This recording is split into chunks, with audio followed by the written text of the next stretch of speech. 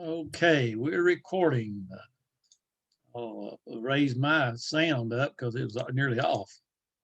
Okay, we had gotten down to talking about the diasporum and the wisdom in the Hellenistic diasporium, and I had dealt with a number of things, but uh, and when you go to the books of the Apocrypha, and I was talking to someone last night about the things that we have studied, and he stated that when they took this course, they didn't study all that we studied about the.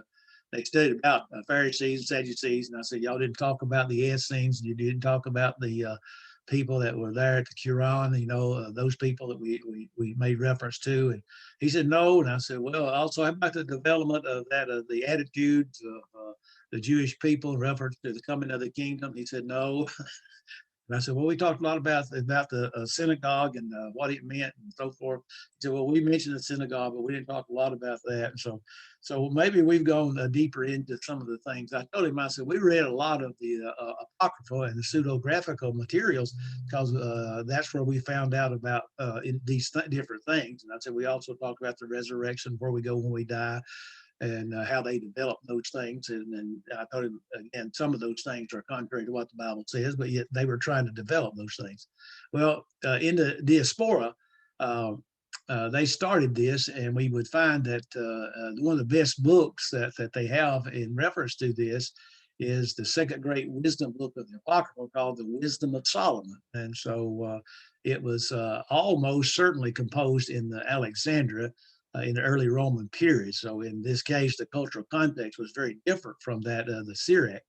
And plus the Wisdom of Solomon was written in Greek. And so uh, it is one of the books that we will be quoting as we go through. We talked some about the Jewish community in Alexandria from the pages that we've looked at, the Alexandrian Jews, and because that the Alexander Jewish community, or that the Alexander community was Jewish, it had its origin in the period after Alexander the Great's conquest, and there had always been traffic between Palestine and that of Egypt. So many Jews sought refuge by the Nile in the wake of the Babylonian conquest, according to Jeremiah 41 to 44. But the Jewish mercenaries had served at Elephantine in the 5th century, had come to Egypt before the Persian invasion under Cambyses, 525 BC. And so the coming of the Greeks have remarked a new era for them. And so they settled in many parts of that of Egypt. And so that's the reason why that they had this community in that of Alexandria. And we've already talked about that. So we talked also, made reference also of the Idumean mercenaries act here as a corporate group in religious context in the unit of organization. And so they were actually organized in different ways. Some of them hold meetings, and they call it the synagogue in the temple of Kos, which may result in degrees of their Semitic well, schismata community was broader than just the troops. The Idumeans from the city joined in many of the activities. And so they began to organize themselves in different ways. And so despite the strong traditions that Jews could live live according to their ancestral laws, the evidence of the Ira shows that Jews in litigation only before Greek courts. And so one of these documents shows that contracts could indeed be made in accordance with that of the law of the Jews, but that a plaintiff could appeal before the law of the king. And so I talked about that some last week, and made reference to that last week. So we're trying to get caught up. Then we have what they would call modern scholarship had commonly characterized the legal status of the Jewish community in Alexandria as that of a polypium. And that's a term that is also encountered with reference to the other ethnic groups, such as the Idumeans of Memphis. And so that was one of the words that they would use dealing with that of their leaders. It seems reasonable to assume that in reference to the Polytium, that in question pertains to the Alexander Jewish community. It is less clear, though, that whether it identified with plethos or a congregation or a separate body distinguished somehow from that of the other Jews of Alexandria. And so there's a big discussion about that. So that brings us down in reference to citizenship and the Jews. That term politeia had been so prominent in the discussion because it had seemed to the scholars as to having a bearing on the question uh, of I lost my spot. Question of Jewish citizenship in Alexandria. Josephus claimed that Julius Caesar now made a bronze tablet of the Jews in Alexandria, declaring that they were citizens. And by saying they were citizens, that's politi of Alexandria. And so this claim decisively denied by the letter of Claudius in 41, in which he states clearly that the Jews live in a city not their own. Is what he stated. And so it has been argued that the discrepancy between the claim of Josephus and the ruling of Claudius can be attributed to the ambiguity in the word citizens, politi. The term politi was used in an ambiguous and rather imprecise way for citizens of both polis and also the Jewish politia. So that would cause a problem, as you would read in their writings. So as we have seen, there is little evidence for the use of the politium with reference to the Jewish community in Alexandria. In any case, the politium and the polis were not comparable entities. It is true, however, that the word politi, citizens, is sometimes used in an impressive, non-technical sense. An epitaph found near Leontopolis with some definite Jewish inscriptions, phrases, seized as a friend to all the citizens, as Hornberry and Noah aptly remarked, such a conventional phrase cannot be pressed evidence in reference to the organization, the community organization. Even among that, the epitaph is in fact Jewish. Again, when Philo expressed the fear that people everywhere might take their cue from Alexander and outrage their Jewish fellow citizens, that is, by right and against their synagogues and ancestral customs. So he must be assumed to be using the term of the non-technical sense, because it's impossible that Josephus was either trying to exploit their ambiguity or was genuinely confused in their claim that the Jews as a group were citizens of Alexandria. So the term Alexandrian was also ambiguous insofar as it might refer either to a person from Alexandria or, in the strict sense, to the Alexandrian citizen. The contrast is nicely noted in a papyrus called the CPJ 151 papyrus, in which the petitioner, one Helenos, son of Typhon, described himself initially as an Alexandrian, but then crossed that out and wrote a Jew from Alexandria. So both Josephus and Philo exploit the ambiguity, but there is no evidence that Jews as a class were ever Alexandrians in the legal sense of the term. They basically lived among the Alexandrians. And so the claim of Josephus that Jews as a group were citizens of Alexandria really has no legal basis. Julius Caesar now, or maybe Augustus, may well have granted citizenship to some individuals, Jews, including the family of Philo, and recorded them on the tablet to which Josephus referred, but the privilege cannot have extended to the entire Jewish community, just because there were some of them that were allowed to be citizens. So that some Jews at least claim to be citizens may be inferred from the challenge of Panion. He says, why then, if they are citizens, do they not worship the same gods as the Alexandrians? So it's likely, however, that citizenship was an issue only for the upper class stratum of the Alexandrian Jews and not the lower class or middle class, lower class. So the precise status of Jewish community in Alexandria became a subject of conflict only after the Roman conquest of Egypt. So the lack of citizenship in the Greek cities like Alexandria, Narcotis, and Ptolemais does not appear to have caused any serious problem for the Jews in the Ptolemaic period. Now, like other foreign ethics, they found a way to advancement in that of literature, in that of the military, and we saw that true. And while we were fighting in Vietnam, we had people who had come to our country that were not American citizens, but they fought in the military, fought in the army, were sent to Vietnam And my understanding is if they were killed, or if they were killed, they became American citizens. And when they got back and finished their time in the military, they became American citizens with all benefits.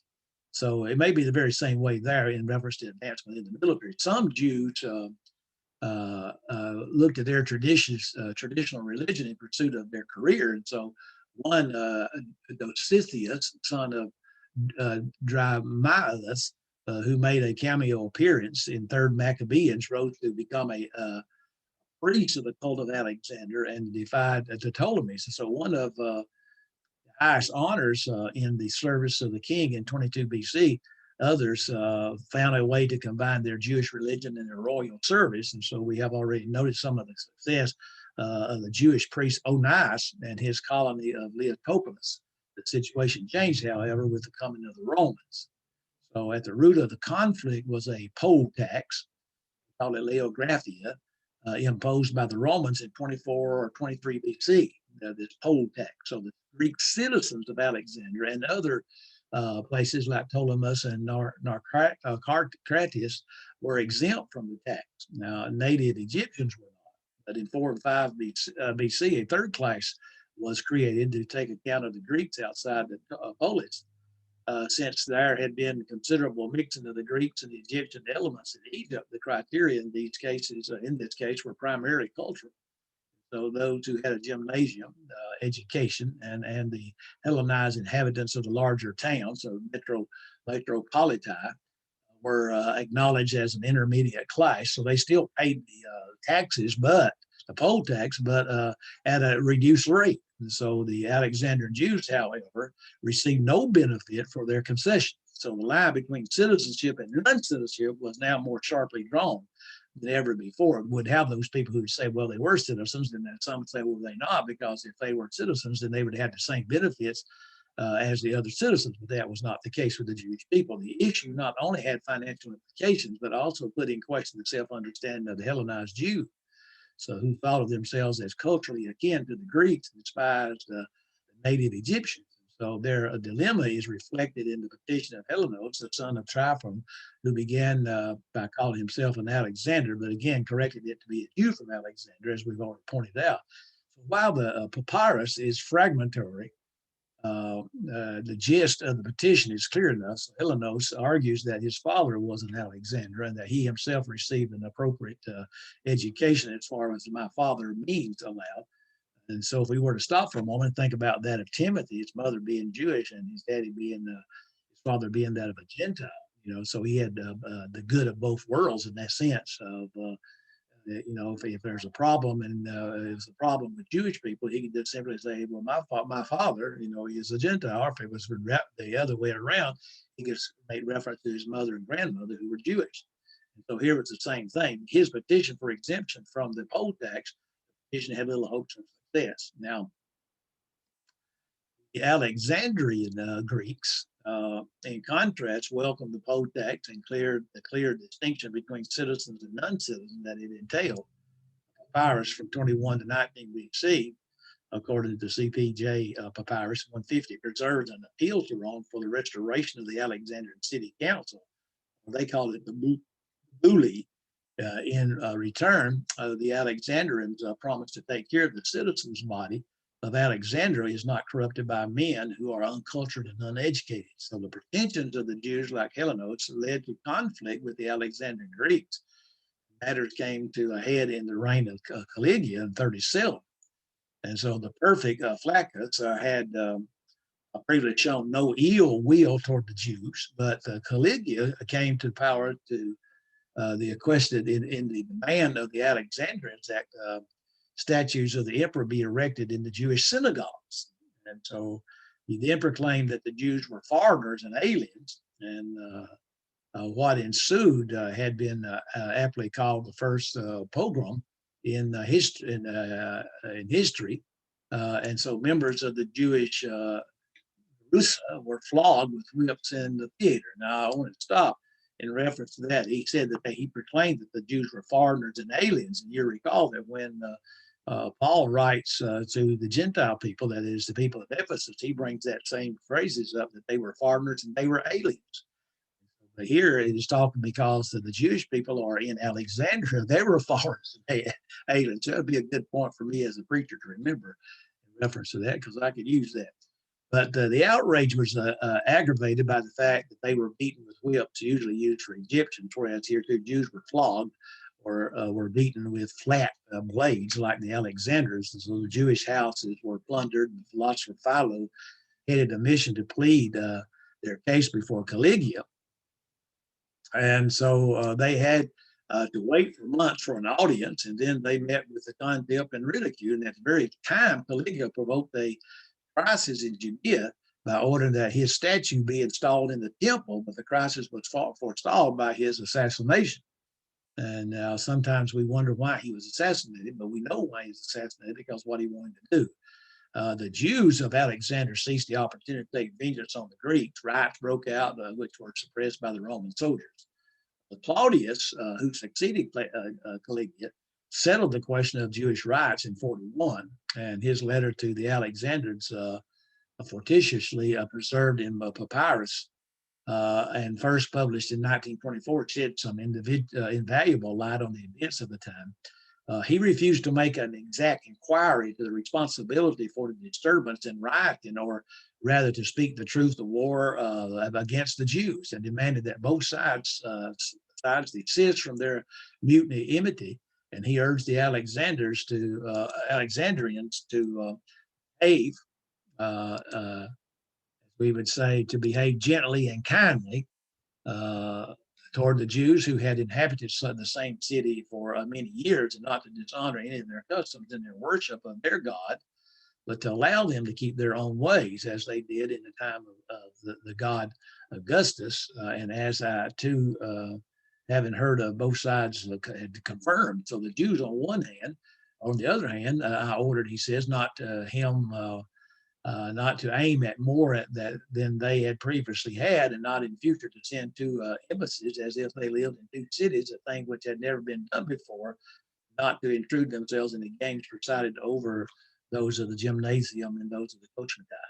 Since they enjoyed what is their own, and in a city which is not their own, they possess an abundance of good things, nor are they to bring in or invite Jews coming from Syria or Egypt. If they are disobeyed, I shall proceed against them, he says, in every way as formulating a common plague for the whole world. So when you look at that, and that is a quote, and I don't think there's another quote at the end of that note, so I'm going to put one.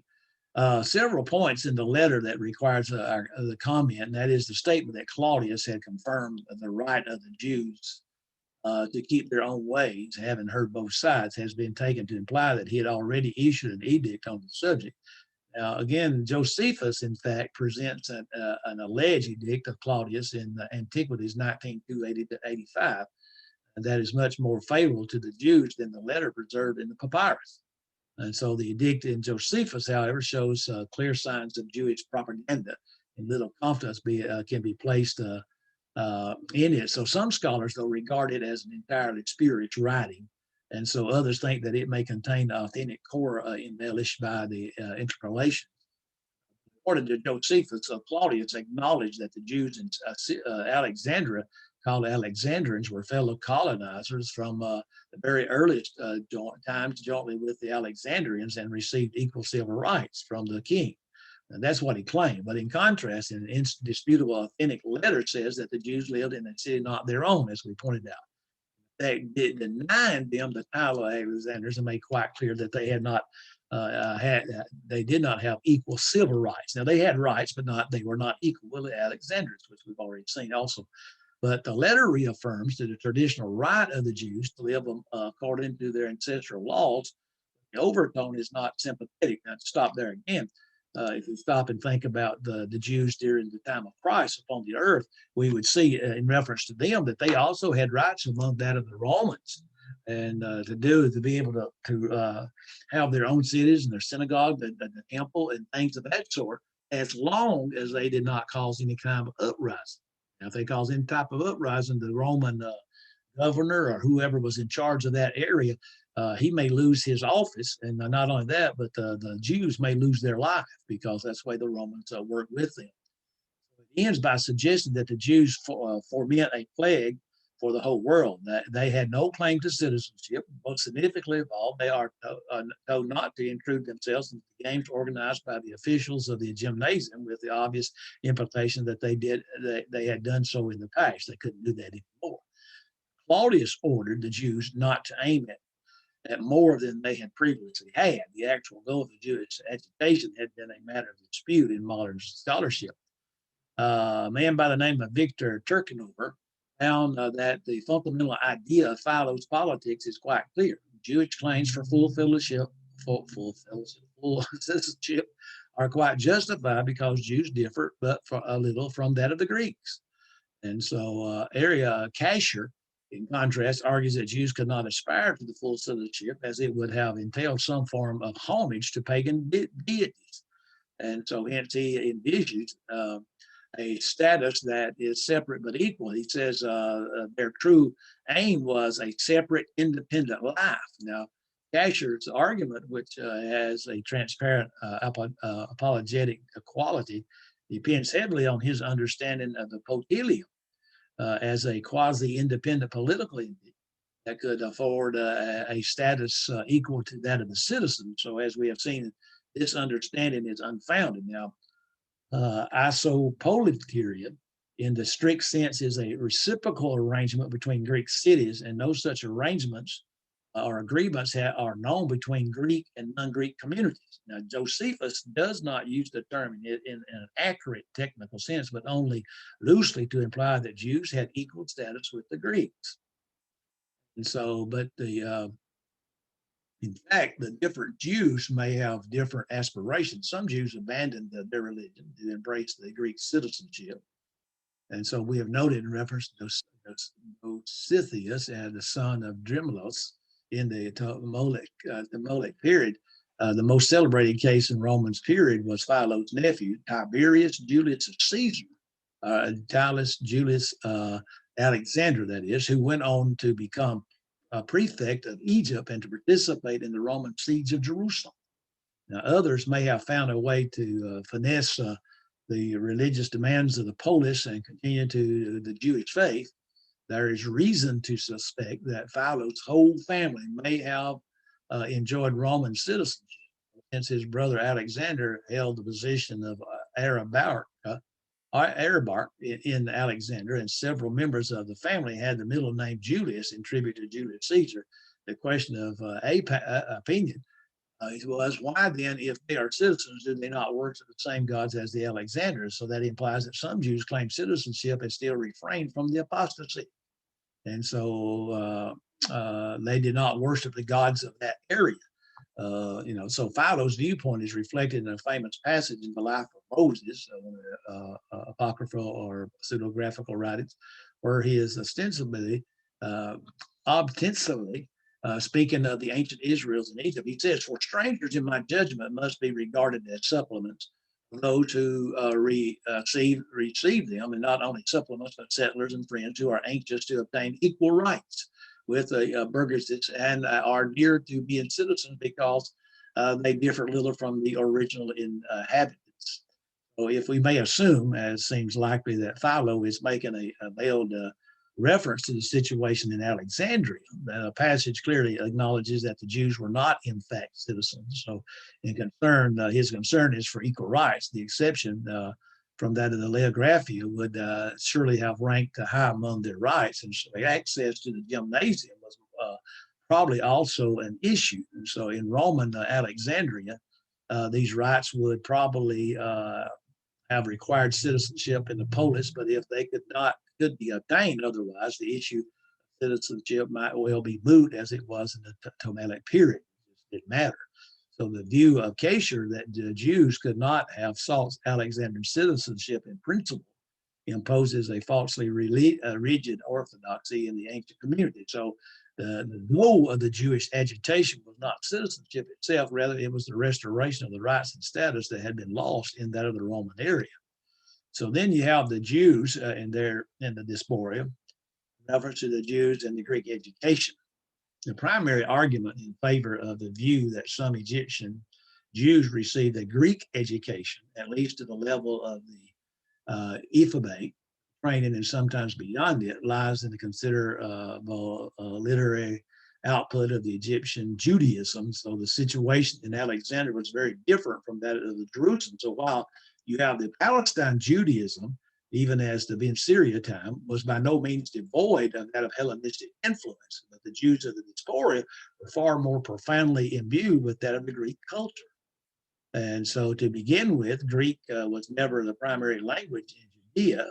In Egypt, it was the lingua franca from the time of Alexandria. And even though Jews typically lived close together in the communities, there seemed to have been little attempt to maintain the Hebrew language or the Aramaic either. So the Jewish inscriptions of the Greco-Roman Egyptian include 140 epitaphs, which are all in Greek except for 5 in Hebrew or Aramaic. So the Torah, the first 5 books, the Torah was translated into Greek in the 3rd century, and even recent compositions such as Ben Syria's book were translated within a generation. So by the time of Ben Syria, there was already a flourish in Jewish literature being composed in the Greek in Alexandria. And so the oldest composition was that Demetrius, the chronographia, who retold the biblical history in Greek and attempted to resolve some of the chronological problems. He is also our earliest witness to the existence of the Greek translation of the Bible. But the Greco-Jewish writers did not confine themselves to resolving the problems in the biblical text. They explored a full range of Hellenistic genres. The history of Artapanus was indebted to Hecataeus and Manetho, at least as much as to that of the Pentateuch. So Ezekiel recast the story of the Exodus in the form of a Greek tragedy, and Philo the elder composed an epic on the history of Israel, and the other diaspora Jews produced prophetic verses in epic hexameters in the names of Sybil, or imitated the style of the Orphic verses. Now, Aristobulus practiced philosophy by developing an allegorical interpretation of the Torah.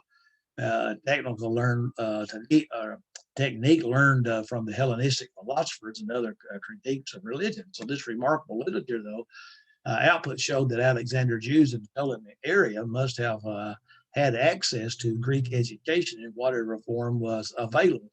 Again, I would stop there that when we stop and we think about, there's got to be one language for the gospel to be preached.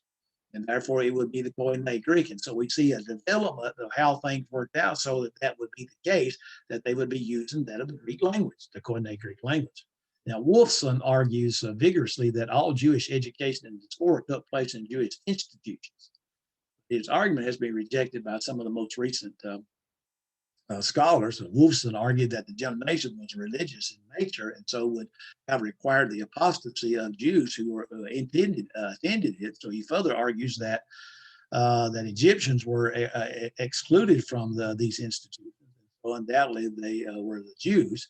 And so the latter assertion is questionable for the period before Claudius. So in the Ptolemaic period, anyone who could afford a gymnasium education could acquire one. Now, according to Jones, A.H.M. Jones, membership of the gymnasium at the end of the Ptolemaic period was socially uniform, consisting of a well-to-do Hellenized class, he says, but racially very mixed, including besides some families as had preserved their Greek blood unmixed in a large number of half-caste and Hellenized Egyptian families.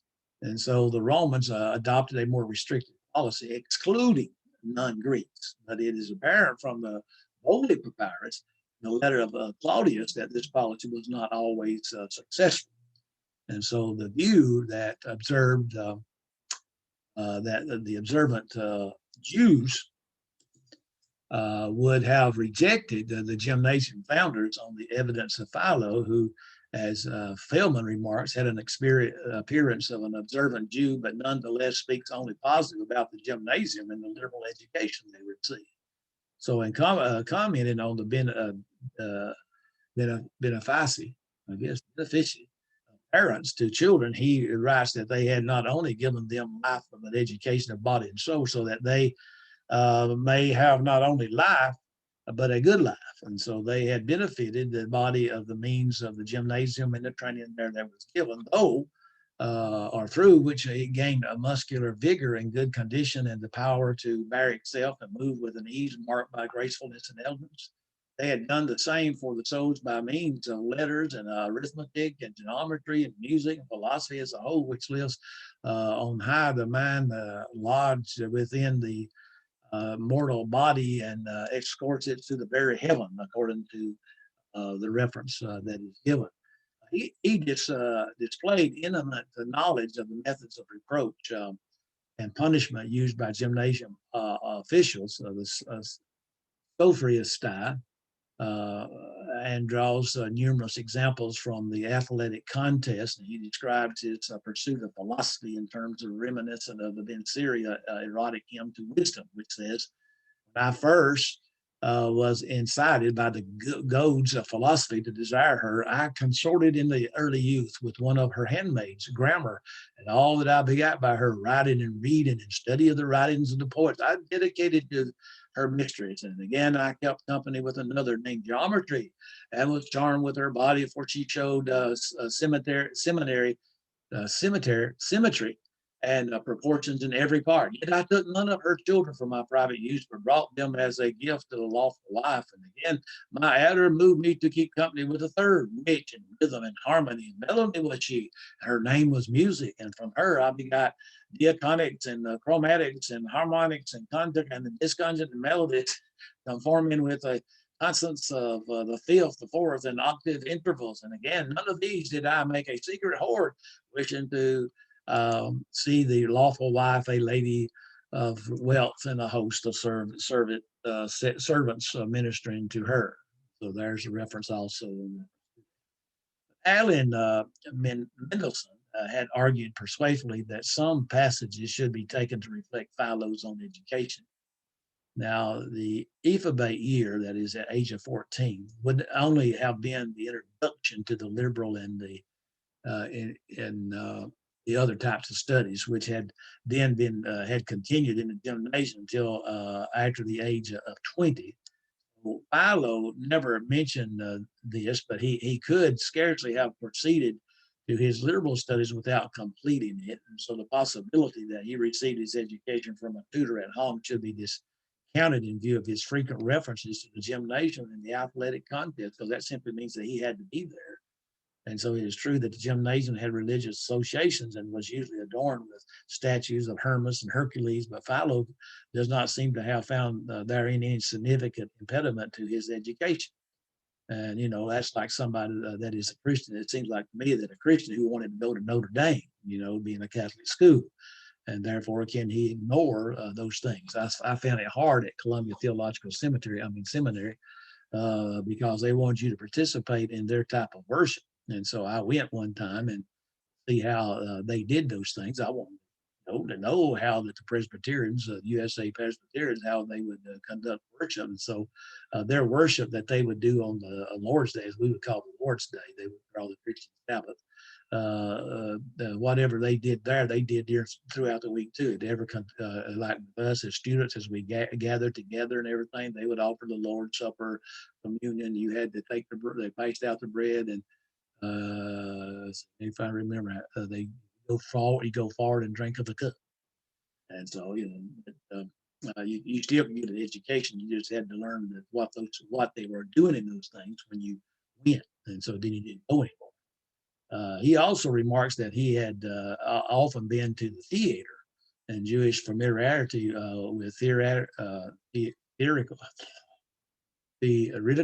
productions could already be inferred from the tragedy of Ezekiel that was mentioned. And so an inscription from Asia Minor shows that a special place was reserved for Jews in theater at Miletus. And that would be interesting to see if they have any archaeological findings on that. Contrast, the only Jewish schools that Philo described are connected with the Sabbath synagogue service.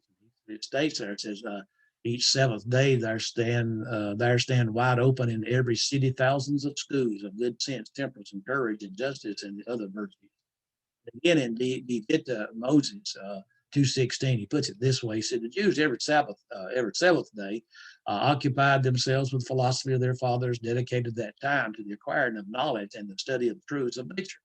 For what I, for what are our places of prayers throughout the cities, but schools of prudence and courage and temperance and justice, and also of piety, holiness, every virtue by which duties to God and men are discerned and rightly performed. So Sabbaths, according to Philo, should be devoted to philosophy, you would say.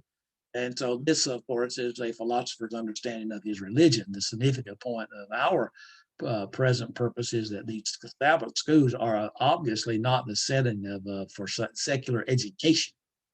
Jews who became versed in Greek literature and philosophy must have acquired that competence elsewhere. We should not conclude that all Jews, or the majority of them, had the benefit of a gymnasium education, though some did. But this education was prerogative of the well-to-do. So Philo was exceptional, not only for his philosophical ability, but also for his family background. His brother was a banker, and his nephew rose to become prefect of Egypt. So there were classes distinction within the Alexander Judaism, as appears from the treatise in Flacium, where Philo complains that the Jewish magistrates who were flogged with whips fared worse than their inferiors, the commoners among the Alexander Jews. So when sums of money are mentioned in the Jewish papyri, they're always small, whether given as dowries or bequests, as legacies or loans. The number of those whose means allowed a gymnasium education was probably limited.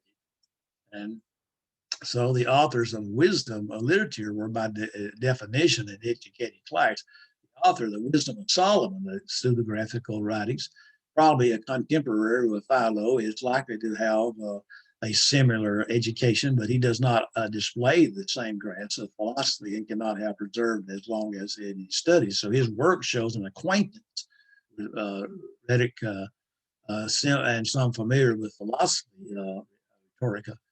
I'm familiar with philosophy, although he did not have thoroughly mastered either one of them. So nonetheless, the Jewish wisdom teacher of the first century in Alexandria had a much better opportunity really to understand Hellenistic ideas than was possible for in Syria 2 centuries earlier in that in Jerusalem. So education in the Hellenistic cities at the beginning of the Roman era was more developed, systematic, sophisticated, and can possibly have been the case in Syria. Bet's Midrash. Literature of wisdom literature of the Greek-speaking Torah was likewise more complex. The closest parallel to his traditional Hebrew wisdom is found in the Greek gnomic poetry, which is represented in the Jewish literature by the poem of Plautus. At the other end of the spectrum, though, is the work of Philo. Wisdom is probably philosophy, properly for philosophy, and distinguished from the traditional forebear by its systematic and criteria nature. So the sustained character of Philo's thought goes far beyond anything found in the wisdom of the books of the Bible or the Apocrypha, and also goes beyond the scope of the book that we're using. So the wisdom of Solomon occupies an intermediate place, and it contains Gnomic wisdom and is informed by philosophy, but is also bears a resemblance to the longer reflected poems of Sirach on the subjects of wisdom, and it follows the Hebrew sage in bringing the history of Israel into purview of the sage. And so we see again, even though we are looking at between the testaments, in reference to all these different writings, and so that is some type of history that is there that will help us to understand how that the Jews got where they did in that diaspora. Now there are the propaganda and the God-fears, and the wisdom of Solomon speaks of the Israelites as those through whom the imperishable light of the law was to be given to the world. Wisdom 18:4. For a long time, modern scholarship assumed that the Jewish literature written in Greek was missionary literature, intended to promote Judaism in the Hellenistic world. And so closely bound up with this idea was the notion of a Jewish mission to the Gentiles, which succeeded not only in making converts to Judaism, but also in creating a class of God-fearers and sympathizers who stopped short of the full acceptance of the Jewish law. And then all these assumptions have been sharply disputed in recent years. Now, we can read in the Bible in reference to that of those who became proselytes and so forth. In other words, they proselyted to the Jewish religion. Propagandist character of the Greco-Jewish literature was called into question by Treckover in a famous article in 1956. He argued that this literature was primarily intended for the edification of Jews rather than for the conversion of Gentiles. There is very little evidence that Gentiles paid any attention to the literature, although much of it was collected by Polymouth Alexander of Polyhistra in Rome in the 1st century, and in the opening verse of Genesis is cited in the 1st century. A rhetorical treatise on the sublime is attributed to Longinus. High esteem of Judaism in works falsely attributed to Sybil and Orpheus would have the effect of bolstering the self-respect of the Jewish community. The alternatives on this issue are not mutually exclusive, however, though much of the literature attempts to develop a view of Judaism that would be both intelligible and congenial to a cultivated Greek. And so in so doing, it's shapes the self-perception and self-understanding of the Jewish community, but by no means excludes the Gentile readership if such could be found.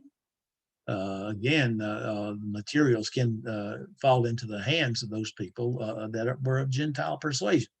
So recent scholarship, though, is sharply divided in the question of the Jewish mission. And Lewis Fieldman defends the traditional view and argues that extensive proselytism must be posted to explain the supposed growth of Judaism in this period.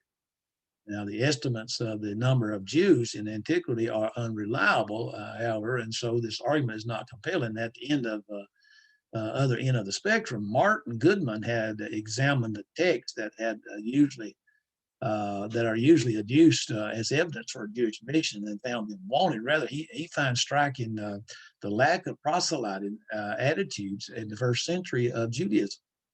So, for example, the famous dictum in Matthew 23, verse 15 about scribes and Pharisees crossing land and sea to make one proselyte may refer to the eagerness of the Pharisees to convert the Jews to their halakha rather than to the conversion of the Gentiles. Now, Goodman is surely right that there was no systematic or organized attempt to win converts to Judaism in the period of the matter of the Christian missionary activity. He acknowledged, however, there was an apologetic mission, that is, to win the approval and esteem of Gentiles for Judaism. To some degree, this was accomplished through that of the synagogue service.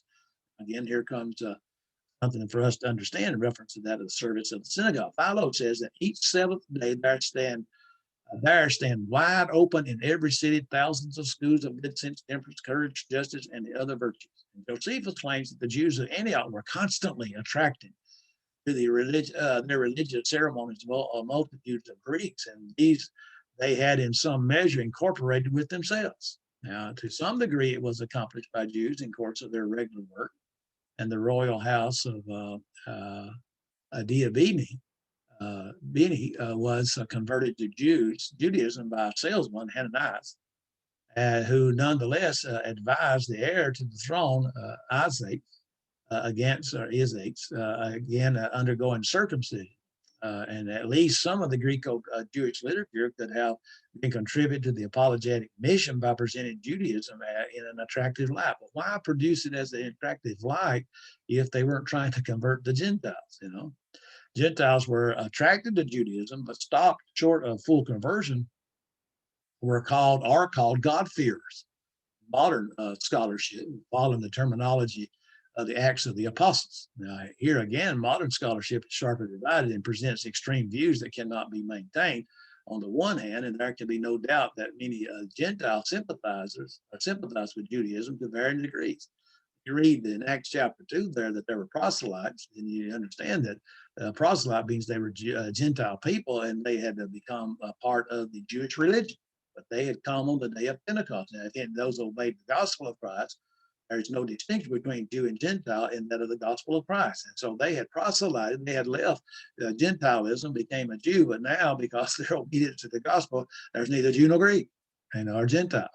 So Josephus boasts that the masses had long since shown a keen desire to adopt our religious observance, he says, and there is not one city, Greek or barbarian, not a single nation to which our customs of abstaining from work on the Sabbath day has not spread, and where fasts and the lightings of lamps and many other prohibitions in the matter of food are not observed, he says. So this testimony is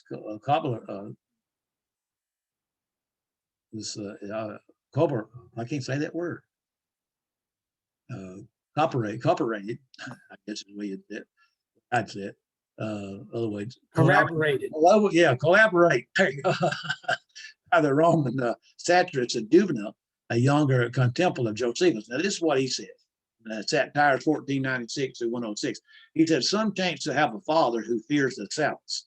They adore nothing besides the clouds and the deity of heaven, nor did they think swine's flesh to be different from human, from which the father abstained, and soon they lay aside their foreskins.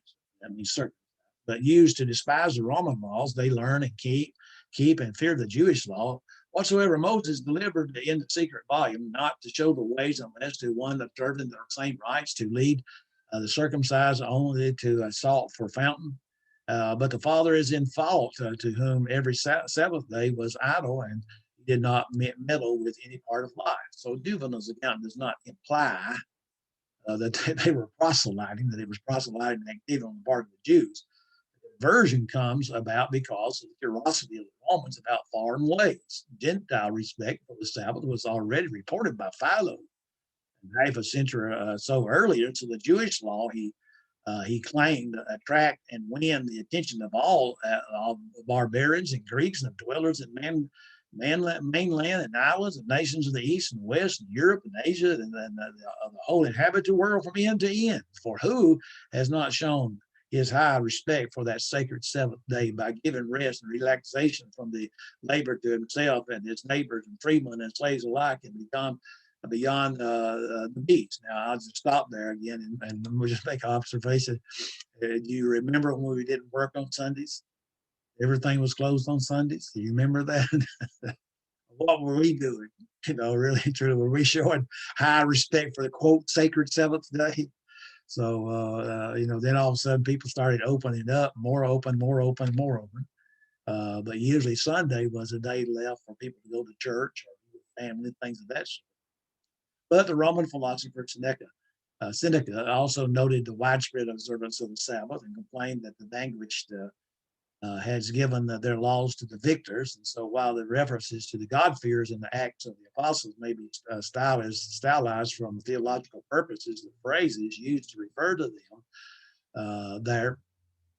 they are given there in our notes, do not occur in inscriptions. The existence of Gentiles who partially observe Jewish laws cannot seriously be questioned. So he says, monos ton theon. So you see that the theon there, the other says phobumenos ton theon, and then it says sibomenos ton theon. Theon there is God. I'm talking about the God. So much of the modern scholarship, however, has assumed as much more distinct profile of these God-fears than warranted by the evidence. So according to one standard reference article stated, they frequent the services of the synagogue. Now, again, we when we read the New Testament, we see that the Gentiles are around the synagogue. They frequent the services of the synagogue. They are monotheists in the biblical sense, and they participate in some of the ceremonial requirements of the law, but they have not moved to full conversion to Judaism through circumcision. All right, stop again. When we get to the New Testament and study, what are we learning? See, we're learning that the Jews are pushing this idea of circumcision. Now the Jews have obeyed the gospel. There's no distinction between Jew and Gentile, but yet they want to push the same out to show your true conversion by being circumcised. So they are called sabomenoi and phobumenoi ton theon. So their numbers have been estimated as perhaps 1 million by the first century. In fact, we have no evidence of their number, and it does not appear that they constituted a defined class with specific requirements for membership. They were many ways in which a Gentile might express sympathy for Judaism, and they could range from a quite vague admiration of the Jewish laws, or from financial contributions to the construction of a synagogue to practice some Jewish rituals or the veneration of the God of Israel.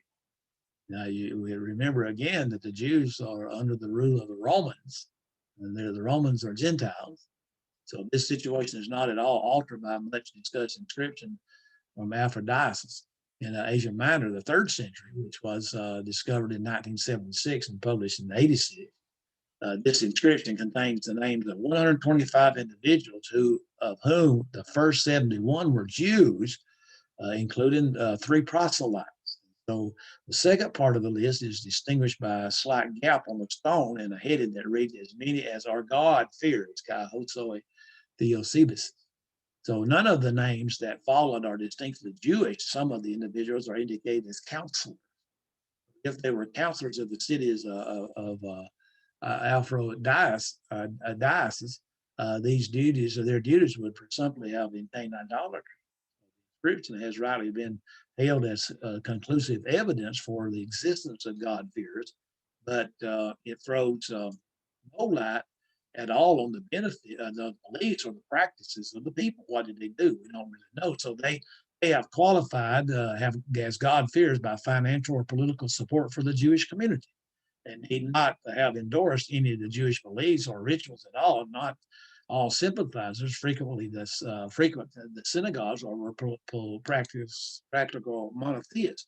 Now, again, it's something to look into because, again, why were they around the synagogues? And yet why they are around the synagogues may have been just like the author had said, but also it may have been that some of that, as we would say, rubbed off on some of those Gentiles. And therefore, they could see then that when Christianity came along, that it wasn't pro-Jew or it wasn't against Gentiles, uh, uh, anti-Gentiles. In other words, they were preaching a gospel that was for everyone. There's no distinction. And can you imagine there now if these people who had actually kind of felt sympathy, I guess, for the Jewish people, they were probably the easiest ones to obey the gospel of Christ because they could see the difference between what the Jews had taught and what they had been taught in reference to idolatry. There is something new here. There's something that's completely different from what the Jews believe and what we believe. So let us look into that. So you had the existence of the Gentile God-fears. And so as defined, it is relevant to the wisdom literature of that of Hellenistic diaspora. So this literature presents Jewish tradition in Greek dress and drawing heavily on Greek philosophy and ethical teaching. Why? Because Koine Greek had become the language of the people, and that's what they had learned. Where did they learn it? They learned it in institutions that were being taught. And as I think the author referred to that as liberal education. And so that's what they were getting because it wasn't really a strict Jewish education.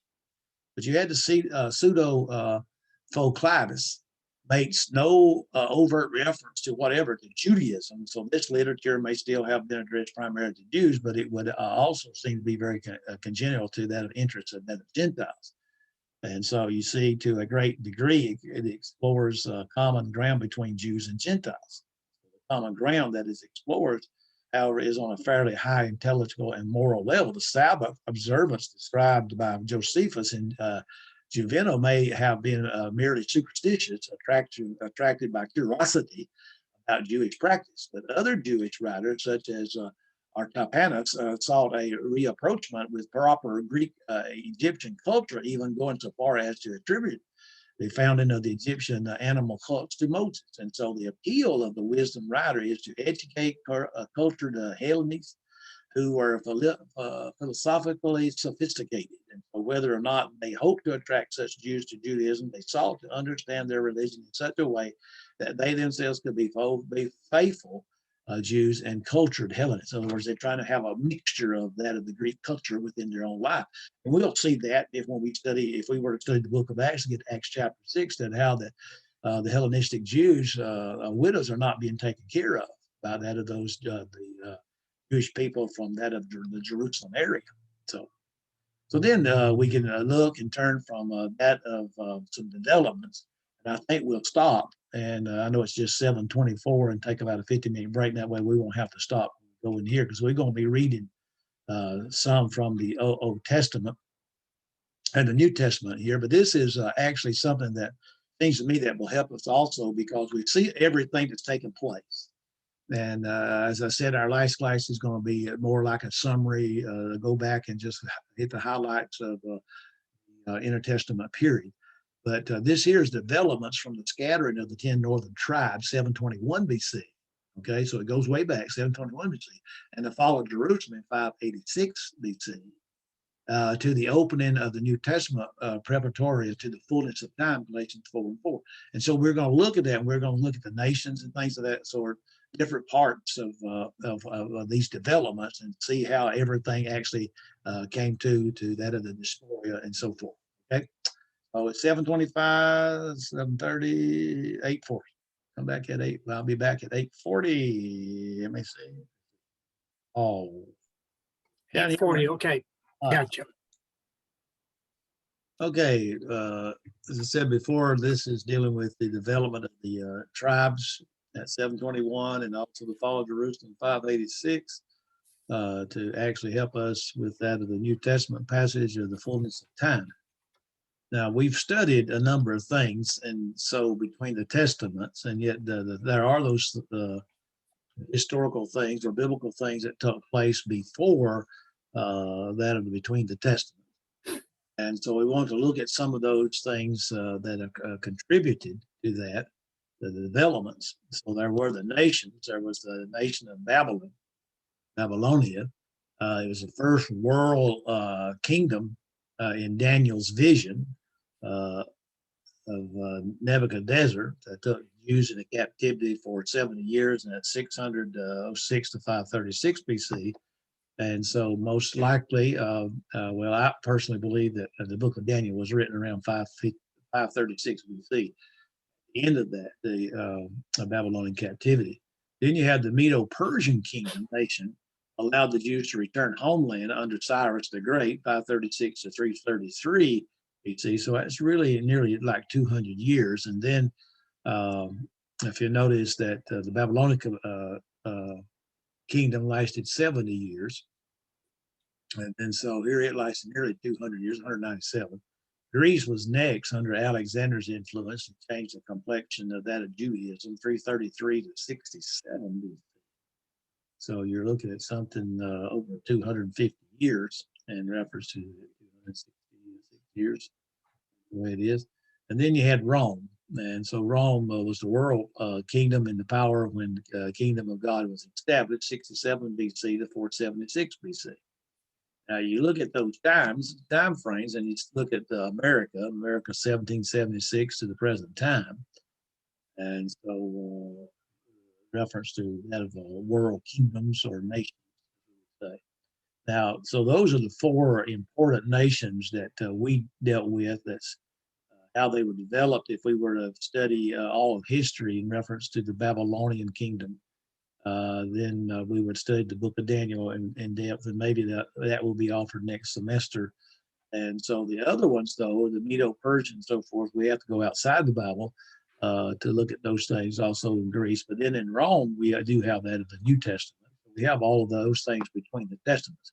But when we look at all these kingdoms or nations, however you want to call them, there are some contribution. For instance, in Babylon, the synagogue developed in capacity in captivity to keep their worship alive. And so again, they had the responsibility, that is the Jewish people did, to worship God. They had to worship him according to the Old Testament. They were not supposed to worship any other gods. But here they are in a foreign country, and they do not have the temple. They're not allowed to go to the temple. So therefore, they developed this synagogue system developed so they could keep worship alive. So idolatry abandoned by the Jews forever. The Jewish people would go over to that of idolatry, but yet here the synagogue, they had them in just about every place. As we have noticed when we read the New Testament, we read about Paul and them going to the synagogue here and the synagogue there. And so some had gone, they would abandon that of idolatry and go back, because now they were trying, the synagogue was trying to keep worship alive. And so Medo-Persia, law and order and the postal system. And so the law of the Medes and the Persians, once made, did not change. It was a very strict law, but also very effective. And Herodotus, we read and studied about, when he gives the postal creed, is describing the Persian postal system when he says The sea, sorry, the sea should be SEA there. The sea, neither snow, nope, that's not It right. These, it's should these, be neither snow. yeah, yeah. Uh, these neither snow nor rain, nor heat nor darkness, nor of light prevent from accomplish each one in his appointed task with utmost speed. You know, whether it's sleet or snow, we still get your postage. I mean, you get your letters. Also, contribution by that of the Greeks, they had a universal language, and so that's the New Testament was written in Koine. That's what they call the common Greek language. Now, the Old Testament was translated also at the same time from Hebrew to Greek. Again, that has to be very interesting for us because now both the Old Testament and New Testament are written in the same language. Now, you and I have the same language Bible also. It's written in English for us. So uh, uh, from this time forward, basically we would be able to say that the Bible was in the language of all the people up on the earth at that time because of the language that they spoke was Koine Greek. But yet we can say the very same thing because we've translated the Bible in all different languages. And when you get to Rome, you have that the universal peace, Pax Roma, of course, but it allowed the spread of the gospel. Roman roads were built for quick dispersion of the Roman legions to trouble spots in the empires, or in the empire, it wasn't an empire, and also allow quick travel of evangelists of the gospel. So when you stop and think about it, you see how that Rome developed everything, and they were developing basically for their use, reference to make sure they keep everybody in line, but yet also it has been able to be used to spread the gospel of Christ. So when we look at all of those things, also contributing, and we call them the S words. When we think about them, first of all, the scattering, the dispersal of the Jews among the nations. If you go and get your New Testament, we'll look at these passages, and I know that there's some discussions. I've had discussions with other preachers about these same verses in 1 Peter chapter 1, where he says, Peter, an apostle of Jesus Christ, to the strangers scattered throughout Pontus and Galatia and Cappadocia and Asia and Bithynia, he says. Then if you go back to James chapter 1 and verse 1, James points out to us there, James is servant and of the Lord Jesus Christ to the 12 tribes which are scattered abroad. So that's a dysphoria, dispersion as we would call it. And then if we were to turn, now we go there and read those passages and we say, okay, we understand there is a dispersion of the Jewish people. And all we would have to do is go all the way back to Acts chapter 2, and we mentioned this before, but I think it's so interesting that when we go back, that the connections are made in Acts chapter 2 there, down to, and the beginning there in verse 5. He says to us, he says, and there were dwelling at Jerusalem Jews, devout men out of every nation under heaven. Now, when this was noised abroad, the multitude came together and were confounded, because that every man heard them speak in his own language. They were all amazed and marveled, saying one another, behold, are not all these which speak Galileans? Now stop and think for a moment, as we said before, the common language is Greek. When they Greek, they could guide up the 12 apostles, and Peter could have spoken Koine Greek, and these people would have understood, but that wasn't it. They heard in his own language. Verse 8 says, and how hear we, they ask, and how hear we every man in our own tongue wherein we were born? Parthenians and Medes and Elamites and dwellers in Mesopotamia and Judea, Cappadocia and Pontus and Asia and Phrygia and Pamphylia and Egypt and parts of Libya about Cyrene, and strangers of Rome, Jews and proselytes, Greeks, Arabians, we do hear them speak in our tongues the wonderful works of God. And they were all amazed and were in doubt, saying one to another, what meaneth this? So they were hearing what's going to be said, and therefore, as they were listening to that, and they want to know what did it mean. So we had the scattering. Then also we had the Samaritans, which the Samaritans were a mixed race. They were consistent of that of parts of the 10 northern tribes and the Gentiles. So they were a mixed race. They were called Samaritans, and they were hated also by that of the Jews. But I think it's interesting that, yes, here, first of all, we have the dispersion and people from all over the world then that had been dispersed, that the Jewish people had come back to that of Jerusalem, and there they were be able to hear the gospel the first time. And before the pure Gentiles heard the gospel went to the went to the Samaritans in Acts chapter 8. And so the third S would be that of the synagogue, that is the local place of worship after the destruction of the temple.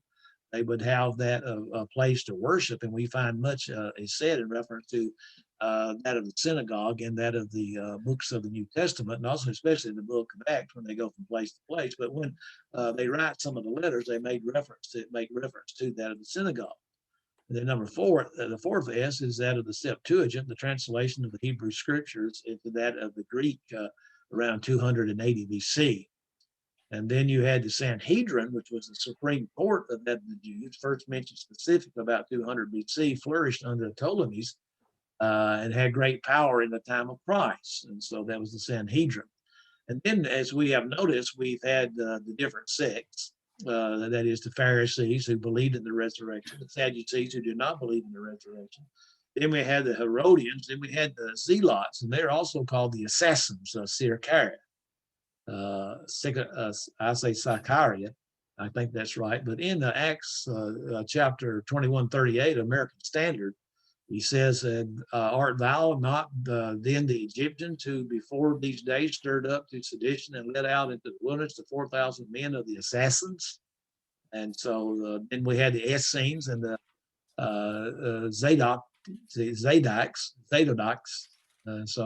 And then also we found that we had those who would gather around the quorum. I get to what they were called now. But there was another group that we introduced, reference that because of now later findings. Third of all, we had the Greek philosophies. We had the Epicureans, and they are actually mentioned in Acts chapter 1 Corinthians chapter 5 and verse 32. Epicureans was a sect, a Greek sect derived from Epicurus, 342 to 271. And they taught their followers to search for happiness through that of pleasure and not through that of absolute truth. And so when we get over and we read the book of 1 Corinthians in chapter 5 and in verse 32, we find that the Apostle Paul, when he writes to them, and we know how sinful they were, but he writes to them and he points out to them, and I wrote down the wrong verse there, 1 Corinthians chapter 5, if you go back to verse 2, verse 1 is reported commonly among you, there is fornication among you, and such fornication as so much named among the Gentiles, that one should have his father's wife, and you are puffed up and have not rather mourned. And he says that he that hath done this deed might be taken away from you. Verily I say, as absent in body but present in spirit, have judged already as though were present concerning that had done that have so done this deed. And so that's what they had done. He goes on down to in verse 9. He says, I wrote unto you in the epistle not to come to a fornicator, yet not altogether with the fornicators of this world, or with covetous, or extortioners, or with idolatry, for then must you needs go out of the world. So over in 1 Corinthians chapter 5 there, and I've got the wrong verse. But if you go down and you read all of that, you'll find that he's dealing with those people that is dealing with the Corinthians and how that they had given over to the things of the world. There is absolute truth. And so now I see how I messed up. Let me change it, and then I'll change it back. And then I'll go back and I read. Turn to 1 Corinthians 15. And okay, 1 Corinthians 15. I got it wrong in my notes, but then I saw that the reference was broken. 1532. Again, realizing that they didn't believe in the Epicureans didn't believe in absolute truth. You search for happiness through that of pleasure. And so he tells them in Acts 1 Corinthians 15:32, he says, if after the manner of men I have fought with beasts at Ephesus. What advantageth it me if the dead rise not? Let us eat and drink, for tomorrow we die. So that was the idea, is that they're going to live for pleasure. But also, it was others, if you notice over in Acts chapter 17, when Paul went to Athens and in that area, in Acts chapter 17, he'd gone to that of, it's interesting to read verse 1, beginning. He says, now when they had passed through Amphipolis and Apollonia, they came to Thessalonica, where was a synagogue of the Jews. And then drop down to verse 18. He points this out. He says, then certain philosophers of the Epicureans and of the Stoics encouraged or encountered him and some said, what will this babbler say? Some and others said, some, he seemeth to be a setter forth of strange gods, because he preaches unto them Jesus and the resurrection. So you can see there that the Stoics also are mentioned there. So the Stoics are derived their name from the word sto, S-T-O-A, because it means port, where Zeno taught 357 to 63 BC. They had severe and lofty pantheism, who reflected indifference in all circumstances, like Acts 17 and verse 18. They were fatalists. What would be, will be. That's what they thought. Then we had the Greek thinkers, Socrates, and he taught people to think for themselves. And even today, that we look at that you're to think for yourself. And we talked about Plato. He taught people to think beyond themselves on a spiritual level. He reasoned that man had an inner being, a soul sent from the world soul, at our place of soul. So while very primitive in concept, it did get men and women conscious of such an idea, preparing them for full biblical revelation on the matter. Have a soul. Then you have Aristotle. We talked some about him. He taught people how to think logically. His rules of logic are still observed to be sound to rational thought. And so, then we also talked about the writings. Recall the close of the Old Testament canon around 400 BC with Malachi. Then you had the translation of the Septuagint and 200. So you notice in the notes we say 250 BC. So other places we just said in reference to that we had it in I can't remember now, that it was given to us, that Septuagint was given to us in 280. And so I'm going to just go ahead and change mine to 250. I thought 256 BC is what I had forward. So I'm going to change it back to 250 there on page 317. Page 317 under contributions, under the S words, the Septuagint. And so that was translated. Then we come up with the Dead Sea Scrolls that were found in 1947-48. That was about right before I was born, in the caves of Qumran by a shepherd boy. And Charles Pfeiffer, he says in reference to that, every book of the Old Testament is found either in manuscript, quotation, or allusion in the Qumran literature. And then we have the Apocryphal, generally produced from the 2nd century BC to the 1st century AD, not part of the Old Testament canon, but some included in the Catholic Bible, which we've looked at them and we've read from them in our studies of that between the Testament. It contains a wide variety of historical, geographical, moral, and chronological errors.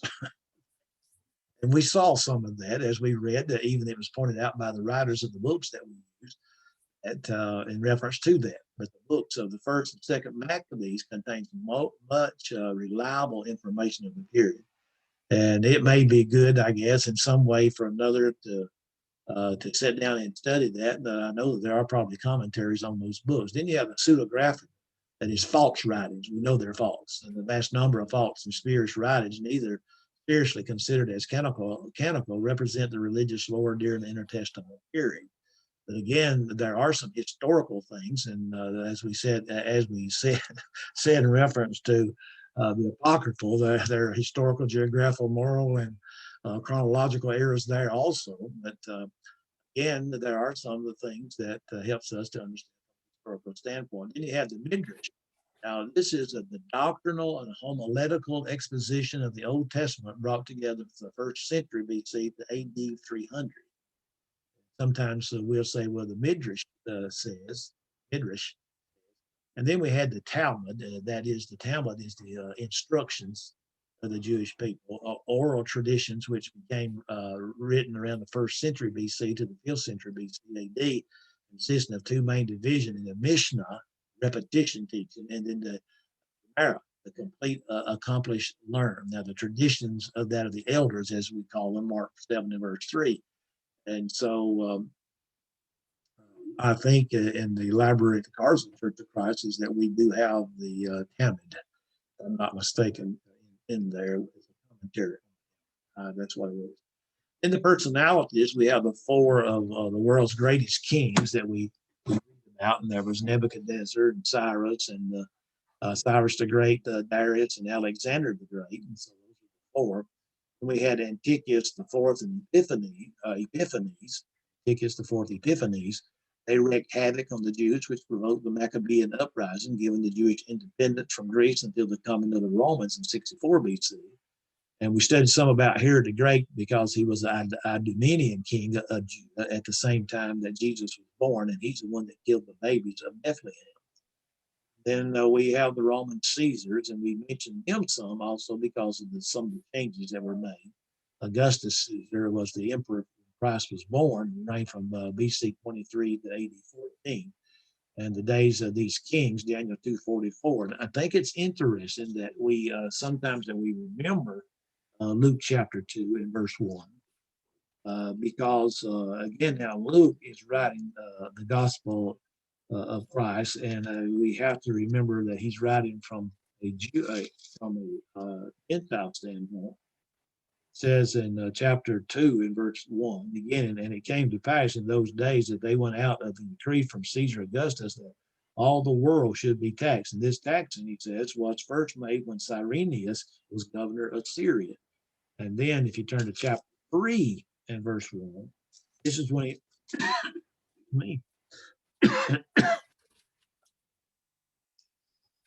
this is where that we find a bunch of the kings mentioned. He says, chapter 3 and verse 1, now in the 15th year of the reign of Tiberius Caesar, Pontius Pilate being governor of Judea, and Herod being tetrarch of Galilee, and his brother Philip, tetrarch of Iturea, and the region of Trachonitis, and Lysanias, the tetrarch of Abilene, Annas and Caiaphas being the high priest, the word of God came unto John, the son of Zacharias, in the wilderness. And so the point of it is, it's the days of these kings. And so Tiberius was Caesar when Jesus began his ministry. Then the Maccabees, we look at them that in reference to that the Maccabees rebelled against Antiochus IV and gained independence from the Jews around 165 to 63 BC. And then they brought about the Feast of Dedication, Hanukkah, and Lights over in John chapter 10 and verse 22.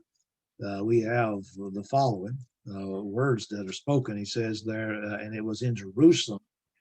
It was at Jerusalem, the Feast of Dedication, and it was winter, and showing that it was winter there. According to some, it means that it was around December the 25th, I think. That's what I'm in reference to that. But then on the other hand, we have that of the negatives in reference to what was going on in reference to between the testaments. Greek culture turned many of the Jews away from God. I mean, when you turn over and read Romans chapter 1, beginning in verse 18 to the remainder of the chapter, verse 32, you find the sins of the Gentiles. And then if you want to take some time, you can turn and read Paul. He writes about all the other types of sins, and they're listed in 1 Corinthians chapter 6, and other passages, but also Galatians 5, verse 19, beginning. And so the coming of the gymnasium drove a wedge between the youth and the parents and away from the adherence to the law of Moses. So the priesthood had become a position that was bought and sold. So there was it was corrupted. And then Greek philosophy had failed to give an adequate answer of the last questions and problems. And idolatry was the great curse of the Gentiles' world. So the Gentiles had, as we said in Romans chapter 1, steeped themselves in the violence of sins and crimes against God and humanity. So the Jews were equally corrupt, though. And more to be condemned for because what they had the advantage of the oracles of God. They were God's chosen people, Romans 2 and 3. amazing that in Romans chapter 2 that they think that everything's all right between them and God, and then Paul just points it out to them in Romans chapter 3. That's not the case. We all sin and fall short of the glory of God. Truly, Judaism was a dry ground, Isaiah 53 and verse 2, with little understanding of God's kingdom or the Messiah. So when we look at that, there's a great many nations, and kings, and people, and events, and institutions, positives and negatives went into the fullness of time. God's plan of redemption to the ages has been revealed little by little, precept upon precept, precept upon precept, line upon line upon line, here a little, there a little. Isaiah 28 verse 10, over a course of 4,000 years through patriarchs and prophets, and that of the priests, the judges, kings and scribes and wise men. And so both directly and providentially, God has used men and nations to bring about his divine will. He calls the nations and the men to rise and to fall, and to do this is to do his bidding. The Hebrews, the Egyptians, the Assyrians, the Babylonians, the Persians, the Greeks, and the Romans, and on you could go. Joseph, David, Daniel, Esther, Ezra, Nebuchadnezzar, Cyrus, and Alexander. All of these persons and places and things and events combined to bring the world to the right time for the coming of the Messiah, their need and our need of a Savior. So when Jesus came, the world had been prepared for his coming, and positively God had revealed his coming. And so the faithful remnant of the Old Testament looked for his coming. Anna and Simeon of the New Testament, along with many others, were looking and longing for that his coming. Negatively, the exceeding sinfulness of sin, Romans 7 and verse 13, had shown the world the need for a Savior. So no wise man or philosopher or Jew or Gentile had the answer to sin and the problems it caused in the lives of men and women. And so if you stop and again and you think about those things in reference to that they did not have the answers, and so what would be the answer? And the reference to that of the Jewish people, they had a way to worship. And since they had a way to worship, and then the Jews had turned, the Gentiles had turned to that of the idolatry. And so when you turn and you read all these problems they had that deals with the problems of the soul, Isaiah 55, which we made reference to a while ago, says, "For my thoughts are not your thoughts, neither are your ways my ways, saith Jehovah." But he goes on and he says this, he says, "For as the heavens are higher than the earth, so are my ways higher than your ways, and my thoughts not than your thoughts. For as the rain cometh down and the snow from heaven and returneth not thither, but watereth the earth and maketh it bring forth and bud, and giveth seed to the sower and the bread to the eater, he says, so shall my word be that goeth forth out of my mouth. It shall not return unto me void, but it shall accomplish that which I please, and it shall prosper in the things where I sent it." And Jeremiah also says the ways of man, the way is not in man. Jeremiah 10 and verse 23. So the time was right for that of the coming of the Savior, the fullness of time. So the world was prepared by God for the fullness of time, and those who were knowledgeable of God's will were ready and waiting for him. But when the fullness of time would come, God sent forth his son, made of a woman, and made under the law. So those things helps us to, as we put all that we've learned or we've read and studied about between the testaments, you see that there was a plan. Now, if you go over to, we're going to talk about Daniel chapter 2 in just a few moments. I was amazed just recently that the preacher here at Cartersville, Brother Corey Barnett, he dealt one night with the idea of that of Rome, of the book of Daniel, chapter 2. And he'd done a great job in doing the time that he had, and he's going to do that again. I think it's on the April the 21st. He'll be teaching the class because I won't be there for the first. But there are some dates, and I gave you these dates, and these are dates that when you're in the school of preaching, you learn dates because of they're very important. Most people don't like dates. We do like dates when we were younger and we dated. The date 721 BC, and all these are BC days. The fall of the northern kingdom to the Assyrians, 612, the fall of Nineveh, ending the dominance of Assyria and the rise of Babylon. And you can see this again, we're seeing the eternal plan of God. 606 BC, the Battle of Carchemish, Babylon defeated Egypt, which is no longer a major power. So Daniel and his friends are taken captive to Babylon. Nebuchadnezzar succeeds his father, Nabopolassar, as the king of Babylon. Jerusalem actually rebels, and it's interesting to go back and to read the different the prophets in reference to that of what's taking place, especially like the book of Ezekiel, because Ezekiel is the country preacher over there, and he's preaching, and Jeremiah's he's the weeping prophet over in Jerusalem, and it's interesting to read them. But Jerusalem rebels, and Nebuchadnezzar returns. He takes King Jehoiakim into captivity, in captivity exile, along with 10,000 leading citizens. Then Ezekiel, the prophet, was among the captives, so he becomes the country preacher, and Daniel is the city preacher. Brother Rex Turner used to call him. He'd call Jeremiah was the weeping prophet back over there. And we find that, as I said, Ezekiel was the country preacher and Daniel was the city preacher. And Jehoiakim surrendered the city March the 16th, 597 BC. And then 586 BC, the king, Zedekiah, rebelled against Babylon. You look like now, here it is, 597, and it wasn't 9 years later.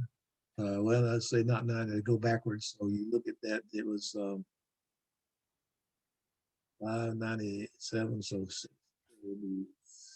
11 years. That's what it is. 11 years. Zedekiah rebels against Babylon. Nebuchadnezzar laid siege to Jerusalem in January 587. A breach was made in the wall August the 15th, 586, and a siege of 18 months. Zedekiah the king was taken captive to Babylon, where he died. It took him 18 months. That's how fortified the city of Jerusalem was. Then in 539, the fall of Babylon, the Medo-Persian Empire under King Darius the Median, Daniel chapter 5 and verse 31. Let me flip over there right quick. I'm going to use my computer because it's a little bit faster than me trying to. And Darius the Mede received the kingdom, being about 62 years old. So he's 33 score, to be 20, 60, 62 years old. And so, when you get in the 60s, you're not too old. So he wasn't too old. So, but he became, and then there was Cyrus the Great. Cyrus the Great allowed 536 BC the Jews to return to their homeland, ending the 7 years captivity. Daniel reminded him that the time is up. We're supposed to go back. Then Ezra chapters 1 and 2 records nearly 50,000 returned. Those books, Ezra, Nehemiah, and Esther, are great books to study also about what's going on. 520 BC, the second year of King Darius the first, Haggai and Zechariah are called upon to stir up the people to complete the building of the temple. And then we find that 516, the rebuilt temple of Zerubbabel is completed 70 years after being destroyed. And 486 to 465, Xerxes, Ahasuerus, king of Persia, and Queen Esther. In 457, you have Ezra returns to Jerusalem. And 400, close of that of the Old Testament canon, the Persians are still in world power. And I said that they were one of the longest, except for that of Rome. Then 413, you have reference to Joiada, the son of Elisha, the high priest and the son-in-law to Sanballat. And so the last datable reference to in the Old Testament, Nehemiah 13 and verse 28. By 334, Alexander succeeds his father to the throne of the Greeks and defeats the Persians in battle, goes on to conquer as far as the Indus River. Upon his death in 323, his kingdom is divided among 4 generals. The biblical history is concerned with the Ptolemies in Egypt and the Seleucids in that of Syria. The fortunes of the Jews, 301 BC, pass into the hands of the Ptolemies of Egypt, generally a peaceful period. 200 BC. Now we're in between the testaments. So about this time, 70 Alexandrian Egypt Jews complete the translation of the Old Testament Hebrew canon into Greek, the new common language of the peoples in the Middle East and around the Mediterranean. And then in 198 BC, Antiochus the Great conquers Palestine. The Jews come under the control of the Syrian Greeks. Then 175, Antiochus 64 comes to the Seleucid throne and instigates a reign of terror on the Jews and desecrates the temple 167 BC. But in 164, we find the rebellion of the Maccabees against that of Articius leads to the Jewish independence. And the priest Mattathias Maccabees refuses to sacrifice to idols. Sons Judas and Jonathan and Simeon are leaders, so they refuse to do that. Then you have 67 BC, the Romans under Pompey conquered Palestine and began the dominion of Judea. And then Antipater and Idumean is appointed king over Judah. 37, Herod the king, the son of Antipater, Idumean, embellishes and builds onto the temple, a very cruel and brutal man. Nehemiah comes to Jerusalem with permission to rebuild the wall, which were still broken down, later becomes governor. And then you have 4 BC, Jesus the Christ is born in the city of Bethlehem of Judea. So that helps us with those things and the study between the testaments, their dates. And so then another thing is a correct understanding of Daniel chapter 2. So you may want to turn Daniel chapter 2 as we look at Daniel 2, that we understand what's really taking place in this chapter. And the reason for it is the 2nd chapter of Daniel is a pivotal chapter of the Bible.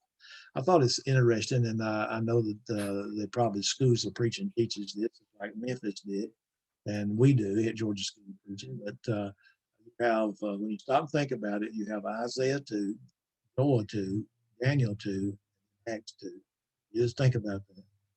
If you ever just sit down sometimes and read Daniel 2, Isaiah 2, and even Psalm 2, Joel 2, and then turn and read Acts 2. Making it, in the words of the title of the book by James D. Bales, the hub of the Bible. That's what he calls the book of Acts. And he deals with these different passages and how they all end in 2, Daniel 2, Isaiah 2, Psalm 2, and Joel 2, in Acts 2. That's basically what we look at. And so that is a great book. That was one of the books that I read while I was in the School of Preaching in Memphis. This chapter 2 is critical in understanding the book of Daniel. The book in scope covers the history of God's people from Babylon to Rome. Now, it was written in 536 BC. The liberals will say 167 BC, but it was written by Daniel, and Daniel wasn't living in 167 BC. Okay, so it's 536. So it covers, the book does, the history of God's people from Babylon to Rome and the fall of Jerusalem in 70 AD, a period of some 670 years. Chapter 2 is explained further in chapter 7, 8, 9, 10, 11, and 12, as it covers prophetically in a great deal the histories of the 2nd, 3rd, and 4th kingdoms, while what is recorded here in this, the history section, chapters 1 through 6 of the book, further elucidated in the prophetic section of chapter 7 and verse 12, showing the one person authorship and that of the unity of that of Daniel. And so Daniel 2 is critical to understanding that of the entire scheme of redemption as God unfolds it from Jerusalem, I lost my spot. I was looking off and lost my spot again. In other words, from that of unfolds it from Genesis to Revelation. It is no wonder that so many men and women, supposedly students of the Bible and Christianity, are wondering about, hopelessly lost in a quagmire of prophetic delusions. While boasting great knowledge of this subject, they have missed the entire scope of the chapter, the book of Daniel, the New Testament, the entire scheme of redemption. They have fouled up the entire Bible teaching of the Messiah and his kingdom, and thus his promised salvation. So this includes those of a liberal persuasion who fail to rightly divide the prophecy in chapter 2 and subsequently those of the following chapters. And it includes especially those of the premillennial persuasions who have devised an entire different Messiah and kingdom and plan of salvation that was not and is not in the mind of God, but wholly from their own misguided, deluded minds because of these warped and twisted views of the scripture. Millions of souls will be lost for eternity. To miss because to miss the point of Daniel 2 is to miss it all. Now, Daniel 2 is critical to correct biblical or Bible understanding because it points out that God has not forgotten his people, the covenant he made with Abraham, Daniel, David, and other faithful souls of the Old Testament, from Genesis 12, verses 1 through 3, Samuel and 2 Samuel chapter 7, 12 through 16, and Psalm 89, Psalm verses 3 and 4, Psalm 19, Psalm 89, 19 to 37, 38 to 52. The Messianic kingdom seen in the second chapter of Daniel is the pledge and promise of God to Israel that he has not forgotten. Though they are in captivity in a foreign land, and there are better days ahead. People of Judea will return.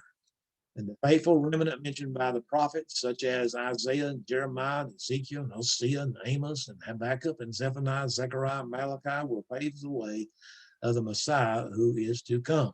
And that would be a good study itself, is going down and looking there in reference to that. The idea is that better days are coming.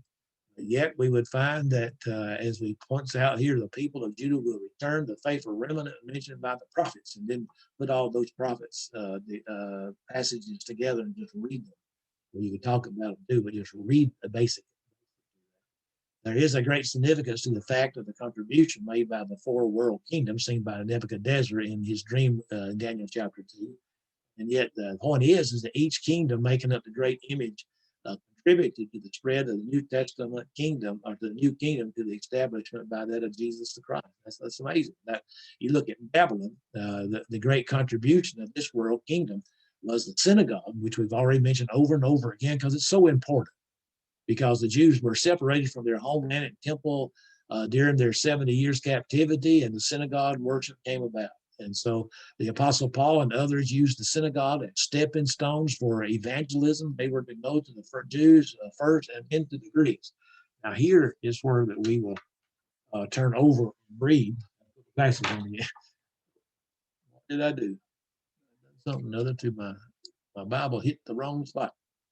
Look at Acts chapter 3 and verse 26. When we talk about that of the synagogue, because if I'm not mistaken, this is the first time in Acts 3 and verse 26 that he uses the synagogue in the book of Acts. Acts 3, verse 26. Well, he doesn't use it. He says, upon you first, God, having raised up his son, sent him to bless you and turn away every one of you from his iniquities. And then we look in Romans 1 verse 16, we find the gospel is the God's power to save.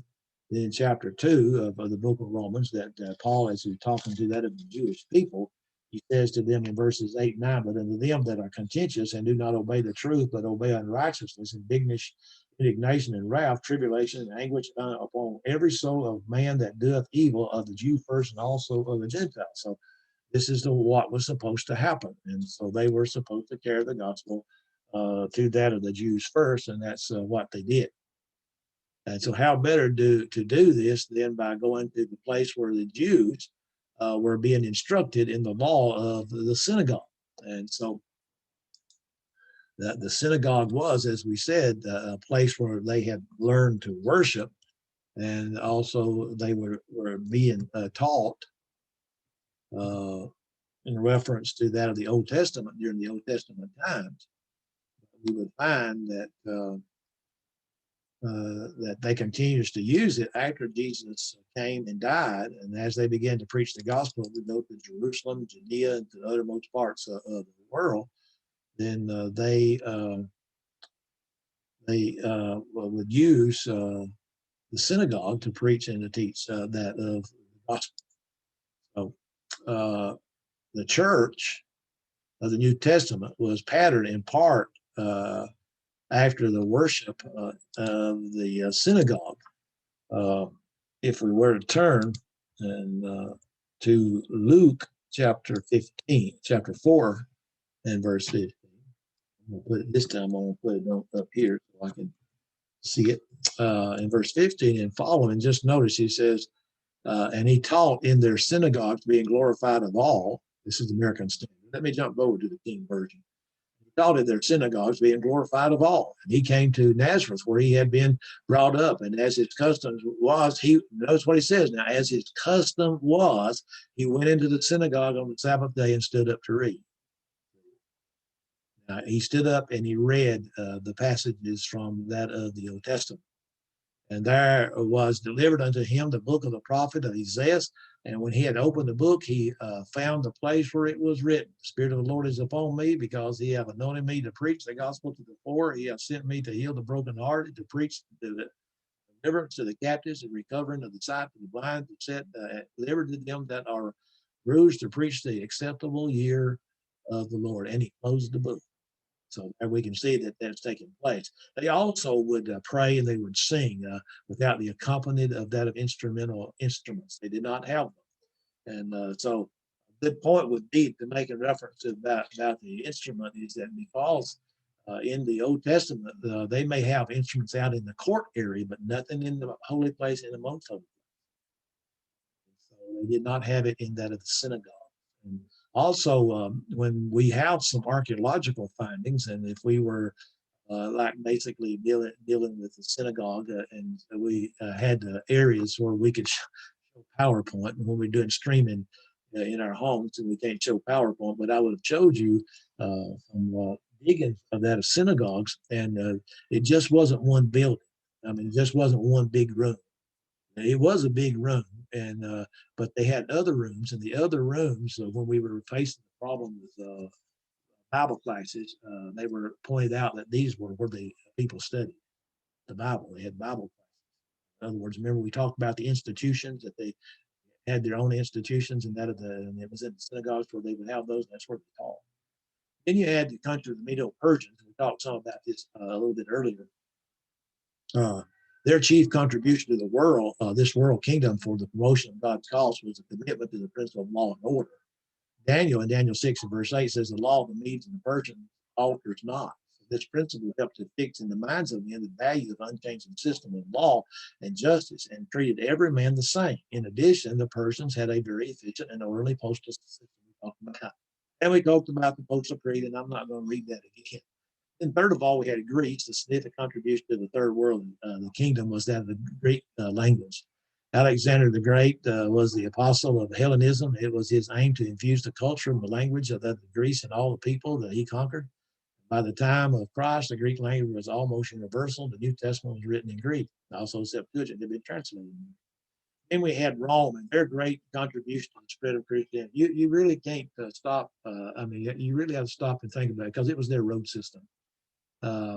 Sometimes I think about Rome, and then I think about our world wars. Remember World War I and World War II. Now, World War I, I know that members of the Lord's body, Christian people, went overseas and fought and so forth, and most likely they tried to teach people the gospel of Christ, how the works of God in spirit and in truth. But I do know in World War II, because we did go throughout all these different areas, the members of the church found that the gospel had gone to those worlds, and so they began to teach the gospel. Well, there were ways of doing that. In other words, the providential care of God, that they had opportunities to teach people the gospel, and many of them, when they came back to the States, went back over and done mission work. So here we would find that this road system in Rome provided freedom of travel and communication all over the Mediterranean world. Sometimes it's good to just open up your Bible if you have maps and see if you could have a map on the roads of the first century, and just look at the roads that were built. Now, some of them are very dangerous. Remember Jericho? It's very dangerous. It was very dangerous. How wise God was to select Paul to be the great apostle of the Gentiles with his Roman citizenship. But sometimes, I don't think we ever mention that. We'll say, well, Paul was a Roman citizen. Well, there was a reason why he was selected. Most time we'll say, well, Paul was selected as a gospel preacher or a apostle to the Gentiles because he was very smart and very intelligent, very knowledgeable of the Jewish law. That's true. But he also was a Roman citizen. Another contribution of the Romans to the fullness of time was that of the Roman peace. Because of their military superiority and ability to move their armies swiftly throughout the empire because of the roads, Rome could quickly stamp out any uprising or threat from the conquered. That's very interesting also in the sense that it was these roads just they were just everywhere. And when you study Bible geography, then we study about the roads. Okay, but we're not studying Bible geography. So now let us look, since we're talking about Daniel chapter 2. We see all those things that have taken place. Now there are 4 views on Daniel chapter 2. Number 1, the image represents the kingdom, and I got to go back. I'm going to go back. Let me get my computer over here to Daniel chapter 2, verse 1. And because we're going to look there, and also we're going to go to Daniel chapter 5 first. Over in Daniel chapter 5 and verse 28. Computer stopped. Figured that. Well, we can just go down through there. Anyway, the image represents the kingdom of Babylon, Media, Persia, and Greece. It's what some would say. That's one of the views. That's the first view we're going to look at. But when we go back and we look, the support of this view hangs on the understanding of Daniel chapter 5, verses 28 through 31. Now, I'm going to go back up to verse 24. He says, then was the part of the hand sent from him, and this writing was written. And this is the writing that was written. Mene, mene, tekel, upharsin. This is an interpretation of the thing. Mene, God has numbered thy kingdom and finished it. Tekel, thou art weighed in the balance and art found wanting. Perez is there. That's upharsin. The kingdom is divided and given to the Medes and the Persians. Cometh Belshazzar, and they clothed Daniel with scarlet and put a chain of gold around his neck and make a proclamation concerning him that he should be the third ruler in the kingdom. The night when it was Belshazzar, the king of the Chaldeans, slain. Darius the Median took the kingdom, being about 62 years old. And so those passages that the kingdom of the Medes is an independent kingdom, thus the second kingdom with the Persians and the Greeks kingdoms follow. So this is the view associated with the liberal school of thought that allows them to hold to the dating of the book in the time of Antiochus the fourth. What happened with the type of that? Epiphanes, 169, 164 BC. Remember, I told you earlier that some say 167 is the time that the book was written. No, it was written 536. But this interpretation of it being 167 BC combines the book of Daniel to a period of 3 to 5 years, and it concerns itself with the rise and the fall of Antiochus the fourth. What? Epiphanes, the same period detailed in the books of First and Second Maccabees. This view must be rejected on the following grounds. Number 1, it rejects the inspiration of the scriptures, that Daniel is not predicted prophecy written before the fact, but rather history written after the fact. That's what they would say. So number 2, it does not deal fairly with textual interpretation that the Medes and the Persians constitute one kingdom. It's seen in chapter 6 and verse 8. Watch this. He goes over there in chapter 6 and verse 8. Now, O king, he says, established the decree and signing the writing that it be not changed according to the law of the Medes and the Persians, which altereth not. And down in verse 12, he says, they came near and spake before the king concerning the king's decree. Hast thou not signed a decree that every man that shall ask a petition of God or man within 30 days, save of thee, O king, shall be cast in the den of lions? The king answered and says, the thing is true, according to the law of the Medes and the Persians, which altereth not. And in verse 15, then these men assembled unto the king and said unto him, the king, know, O king, that the law of the Medes and Persians, that no decree nor statute which the king established may be changed. And so it does not take into account the book of Acts or the establishment of the kingdom. The kingdom of God was established in the days of the Roman kings, according to Daniel 2:44, not the Greek kingdom at the time of the Maccabees. So this liberal view, with its late date, denied the supernatural, does not solve all their problems. For Jesus quoted Daniel in Matthew 24 and verse 15, and he applied it to the future, that is AD 70 AD. So thus, even with their late date, they have to admit to predicted. Number 2 view is that the image represents the kingdom of Babylon, Medo-Persian, and Greece under Alexander the Great, and Greece has divided among his generals. And so this was the view of some of the commentators in the 19th century, and it has the same weakness, though, as that of the one that we just studied in reference to because of the liberal view that it takes. And so it has that weakness there. And so we would find that something happened to my computer again. Let me see. There you go. Daniel gives no indication whatsoever that the Greek kingdom is to be viewed as two independent kingdoms, one under Alexander, another under 4 generals. He doesn't do that. Go down to chapter 7 of the book of Daniel. Get everything to move now. Move. There it goes. Daniel 7 and verse 6 says, after this I beheld, and lo, another like a leopard, which had upon the back of 4 wings of a fowl. The beast also had 4 heads, and dominion was given to it, he says. And then drop down to chapter 8 and notice verses 5 through 8 says, and I was considering, behold, and he goat came from the west on the face of the earth and touched not the ground, and the goat had a notable horn between his eyes, and he came to the ram that had 2 horns, which I had seen standing before the river, and ran up to him in the fury of his power. And I saw him come opposed with unto the ram, and he was moved with choler against him, and smote the ram and brake his 2 horns, and there was no power in the ram to stand before him, but he cast him down to the ground and stamped upon him that there was none, and there was none that could deliver the ram out of his hand. Then watch verse 3. Therefore the he-goat waxed very great, and when he was strong, the great horn was broken, and for it came upon 4 notable ones toward the 4 winds of the earth, or the 4 winds of heaven. Then drop down to verse 21 and to 23. And Daniel says, it's written in Daniel says, and the rough note is the king of Greece, and the great horn that is between the eyes is the first king. Now that being broken, whereas 4 stood up for it, 4 kingdoms shall stand up out of the nation, but not in his power.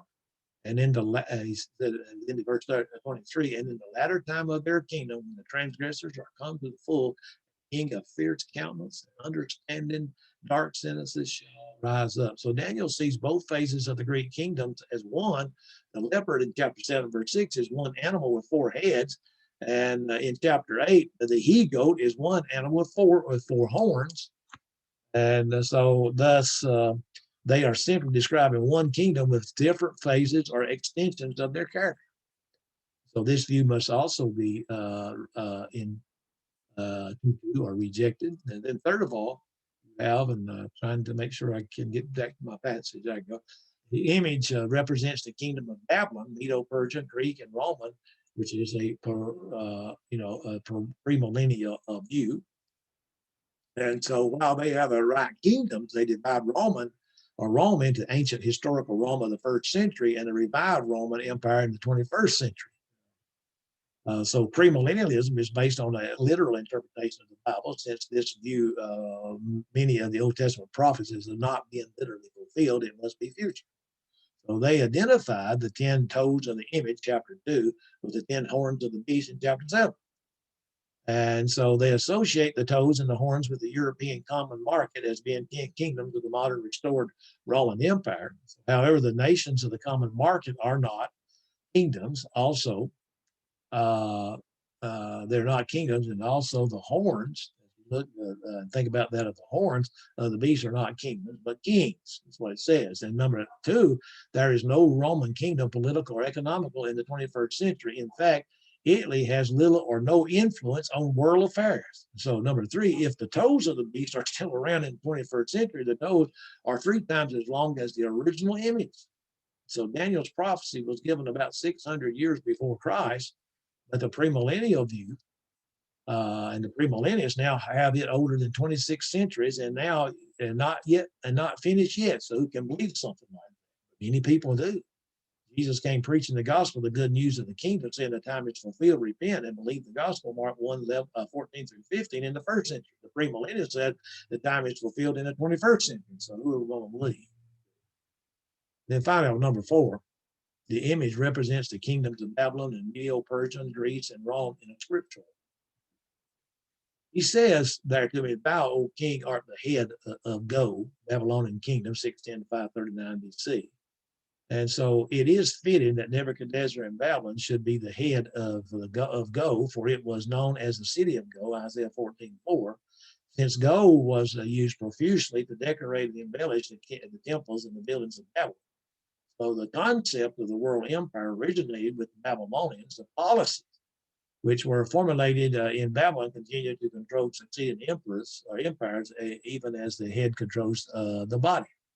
Now, another kingdom inferior to these, silver, the Medes and the Persians, 539 to 333 BC. The two arms fittingly represent the two nations that compose the Second Empire, the Medes and the Persians. The Medo-Persian kingdom, as we call it, coalition, was inferior to the Babylonian Empire in several ways. Number one was wealth. We talked about the city of Babylon being the city of gold, and military strength of the Nebuchadnezzar had been king instead of the drunkard Belshazzar. When the Medes and Persians came, things might have been quite different. But the city, this was a showpiece of the world, especially the hanging gardens, and in archaeology we show those. And so one of the 7 wonders of the ancient world. The silver here may be intended to portray the more commercial spirit of the empire.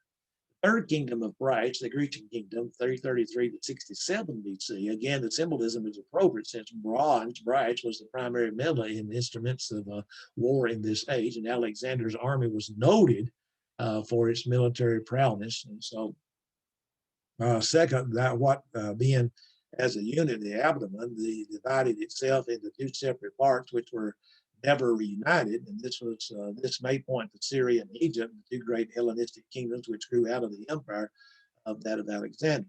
And the 4th kingdom shall be strong as iron mixed with miry clay, the Roman kingdom, 67 BC to 476 BC. So the 4th kingdom represented the Roman Empire, which with its iron strength crushed and broke all these in pieces, but also the miry clay, which showed its weaknesses. Each kingdom embodied in the elements of the previous kingdom. So when Rome crushed the Hellenistic kingdom, Syria and Egypt, it in effect crushed all the previous kingdoms. And in the days of these kings shall the God of heaven, he says, set up a kingdom which shall never be destroyed, the stone which was cut out of the mountain without hands. And so there's some other details that he gives, our writer does, in reference to that commentary that he wrote. And he is a member of the church. So he does a great job in reference to that. Okay, we got about 4 minutes, and let me see here. Just look at the coronation of as King Acts, Acts chapter 2. Let's just read Acts chapter 2, 29 through 36. He says, here is the sermon that Peter and the apostles were preaching. He said, men and brethren, let me freely speak unto you the patriarch David, that he is both dead and buried, and his sepulchre is with us until this day. That being a prophet, and knowing that God has sworn him with oath to him that of the fruit of his loins, according to the flesh, he will raise up Christ to sit on his throne. He seeing this before spake of the resurrection of Christ, that his soul was not left in hell, neither his flesh did see corruption. This Jesus hath God raised up, whereof we are all witnesses. Therefore, being by the right hand of God exalted, he says, having received of the Father the promise of the Holy Ghost, he hath shed forth this which ye now see and hear. For David is not ascended into the heavens, but he saith unto himself, the Lord prayed unto my Lord, sit here. The Lord said unto my Lord, sit thou on my right hand, and I'll make thy foes thy footstool. Therefore, let all the house of Israel know assuredly, Peter. Now, therefore, he's giving a conclusion. And all the house of Israel know assuredly that God hath made that same Jesus, whom ye have crucified, both Lord and Christ. There we find here's the coronation of that of Christ. Is vigorously taught in the Old Testament and that of the New Testament, and we'll look at some of those, Lord willing, in our final class, which will be next Thursday, April the 22nd. So we encourage you to remember that.